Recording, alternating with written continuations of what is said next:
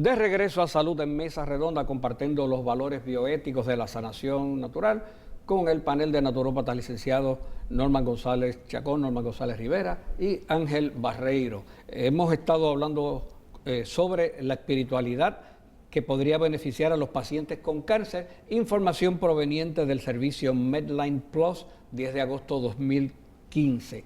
Bueno, en el último segmento hicimos esta correlación que a su vez nos relata la información que hemos recibido.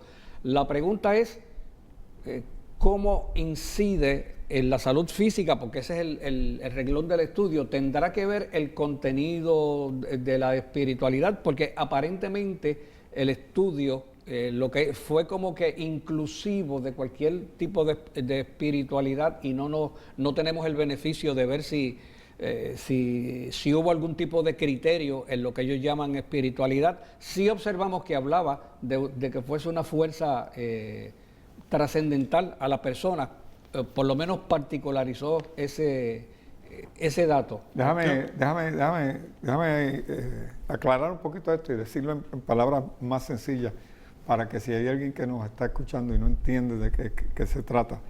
Le voy a poner un ejemplo que me pasó a mí en la oficina. Y esta señora viene con un cáncer de seno bastante feo. Cuando me enseñó el área, yo me di cuenta pues, que ya este cáncer había progresado a un extremo que estaba muy difícil. Pero ella llegó a la oficina, alguien la trajo y pretendían las personas que la trajeran que le diéramos un tratamiento para curarla. Ella estaba todo el tiempo diciendo, yo estoy sana, yo declaré sanidad sobre ese cáncer. Entonces, pues se me hacía difícil expresarle, ¿verdad? Que necesitaba hacer una serie de pasos y de cosas que eran importantes. Y ella decía, no, ya yo estoy sana, ya yo declaré sanidad y el Señor me va a sanar. Entonces, pues yo tuve que recurrir al caso, por ejemplo, del ciego de nacimiento que está en la Biblia, que hemos hablado de él aquí en infinidad de veces, en donde Jesús le tuvo que poner una serie de pasos al ciego de nacimiento, que tenía que hacer una serie de cosas para sanarse. Jesús estaba acostumbrado a sanar enfermos ciegos, que solamente pues le tocaba los ojos o le decía sé sano, y con eso se sanaban y veían los ciegos. Pero en este caso, este ciego fue diferente, porque este ciego Jesús le puso una serie de requisitos. Primero un tolodo, escupió y un tolodo, se lo puso en los ojos y lo mandó a lavarse lejísimo. En este proceso de donde el ciego tuvo que caminar por lugares donde no estaba acostumbrado a caminar para irse a lavar allí, lo único que Jesús está haciendo es desarrollando precisamente ese elemento de la fe del ciego que es necesaria para poderse curar. Si él es capaz de hacer lo que yo le estoy diciendo que haga, se va a sanar. Si no, se va a quedar ciego para toda la vida. Y eso es lo que está haciendo Jesús con él. Lo está instando a moverse para ver hasta qué punto su fe puede ser tan poderosa como para que se merezca el milagro de la sanidad y de ver cuando nunca había visto.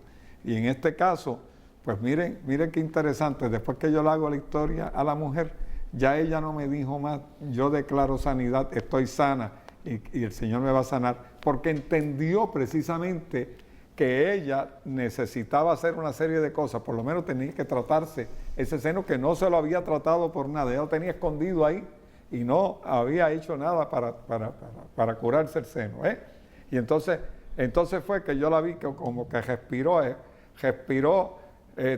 como que se acomodó, y esa actitud de que ya yo estoy sana y declaré sanidad desapareció por completo, y entonces pude trabajar con ella y explicarle los pasos que tenía que dar para obtener la salvación. Si el Señor quiere, te puede sanar, pero primero tú tienes que hacer tu parte, y tu parte es esta. Por otro lado, la gente tiene que aprender que las enfermedades no nos caen del cielo, ni son el resultado de una maldición o de un mal de ojo o de una situación con la cual...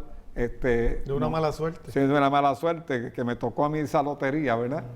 Sino que sencillamente la enfermedad tiene unas causas y que cuando nosotros vamos a las causas de la enfermedad y descubrimos cuáles son las causas, entonces nosotros nos damos cuenta que hemos estado viviendo de espaldas al programa de salud que el mismo Señor nos ha puesto en su camino, ¿verdad? En nuestra vida.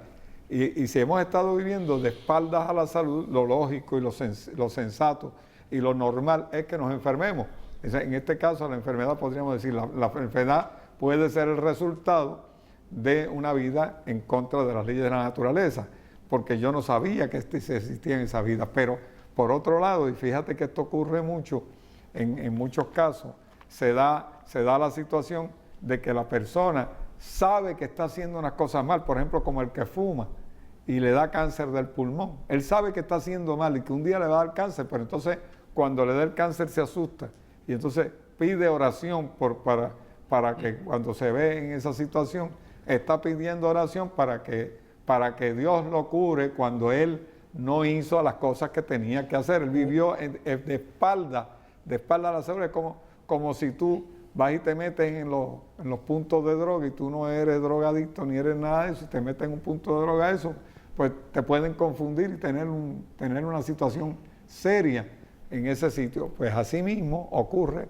con la enfermedad. La enfermedad es el resultado de una vida de negación, una vida de problemas emocionales que te han llevado a hacer cosas incorrectas. Ahora, tú tienes que enderezar esa vida para poder obtener esa curación. De ese ejemplo que usted dice del individuo ese que fumaba y comenzó a orar para que Dios lo sanara, es que surge el dicho de a Dios rogando, pero con el mazo dando, porque claro. ¿Cómo es que tú vas a pedir en oración sanación para tu condición de salud, pero en tu mente, en el asiento de tus motivos, que es el corazón, ¿verdad? No hay el deseo de obrar en conformidad con lo que se pide quiere en oración. curarse para seguir Por fumando. eso es que yo digo que cuando, por ejemplo, aquí en la laminilla número 2 se hablaba acerca de la espiritualidad que desarrolla una sensación de significado y propósito en la vida, tiene que estar fundamentada en una fe basada en conocimiento exacto, que te lleve a ti a una conexión con una fuente más grande que uno mismo, que no es otra cosa que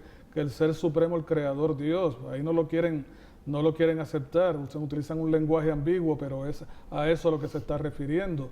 Entonces, ¿cómo tú vas a tener fe si no conoces a Dios? ¿Cómo tú vas a desarrollar confianza en Dios si no lo conoces bien? ¿Cómo tú vas a desarrollar rasgos del fruto del Espíritu, ¿verdad? Como paz, autodominio y otros que te ayudan a poder canalizar tus pensamientos y a saber qué es lo que procede, qué es lo que tú tienes que hacer para contribuir mediante tus obras también, obras de fe al proceso de recuperación. Y aún así no hay garantías, ¿verdad? Sí. Pero las posibilidades son mucho mayores. Y cuando no se da así, fíjate, cuando no se da de esa forma, entonces los resultados que va a dar van a ser resultados incompletos, pero también puede crear lo opuesto.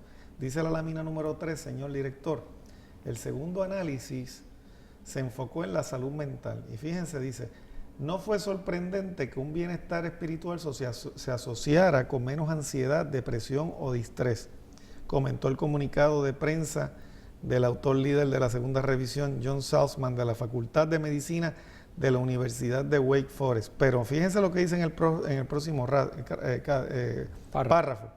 Además, unos niveles más altos de angustia espiritual y una sensación de desconexión de Dios o de una comunidad religiosa se asoció con un mayor distrés psicológico o un peor bienestar emocional.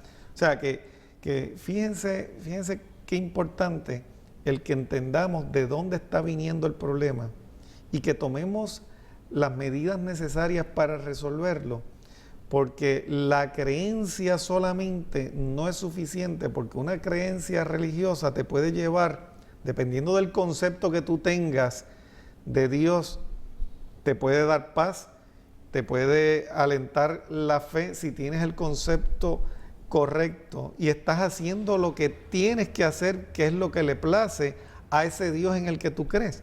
Pero hay muchas personas que el concepto de espiritualidad los puede llevar a un pensamiento autocondenatorio, claro, que en vez de generar efectos positivos, entonces genere aspectos negativos que pueden ser todavía más detrimentales a la salud, que es lo que muchas veces ocurre cuando se ha desarrollado este concepto en muchas personas de que Dios lo que está velando es que tú hagas las cosas mal para castigarte, y que la enfermedad es un castigo, y que la pobreza es un castigo, y que cada una de estas situaciones que tú estás desarrollando son parte de un castigo, precisamente cuando la persona... Con cosas malas Dios no prueba nada. Exacto, por eso cuando la persona tiene este concepto, entonces esa base puede llevarlo a sentirse peor, o puede ser que ese mismo estado de conciencia, de saber que ha estado haciendo las cosas mal y no hacer lo que tiene que hacer, lo hunda todavía más profundo en la enfermedad o en las consecuencias. O si tiene la huella autodestructiva. Exacto. O si tiene la huella de una supuesta sanación, porque ha habido sanaciones falsas que se han decretado, entonces esa persona que a lo mejor tenía una fe, se decretó sano se deprime. y entonces el efecto posterior, ¿cuál puede ser ese efecto posterior antes de irnos a la pausa? Se deprime, peor de frustración, se frustra. de decepción, de frustración. De rebeldía, por eso es que tanto el método, según el método científico, tiene una serie de pasos para convertirlo en método científico. También la sanación y la espiritualidad también conllevan una serie de factores que no se pueden pasar por alto en estos procesos, para que entonces se pueda obtener el mejor resultado. Y probablemente haya entonces que discriminar en el tipo de ideas, porque todo el mundo piensa, todo el mundo tiene preconcepciones, ¿verdad? Todo el mundo da respuesta o no da respuesta al mundo, todo el mundo tiene una opinión, pero habrá que entonces revisar el contenido de eso, que puede ser a lo mejor bien en unos casos y en otros casos. Y en muchos no casos, y déjame decirte, en muchos casos, esa persona que fumó toda la vida desarrolla el cáncer en el pulmón, posiblemente no sea por el haber fumado toda la vida. ¿Qué lo llevó a fumar? O sea, el vicio de fumar fue una medida de escape a una situación de índole moral o de índole mental, emocional o espiritual, que lo lleva a esconderse, a refugiarse detrás del vicio, como sucede en el alcoholismo. Si no se resuelve eso y si no se investiga la causa inicial que lo lleva a ese comportamiento errático autodestructivo, no se está entonces resolviendo el problema. Amigas y amigos, esto es Salud en Mesa Redonda. Sea usted parte de la misma compartiendo estas informaciones. Los esperamos en el próximo segmento. No se retiren.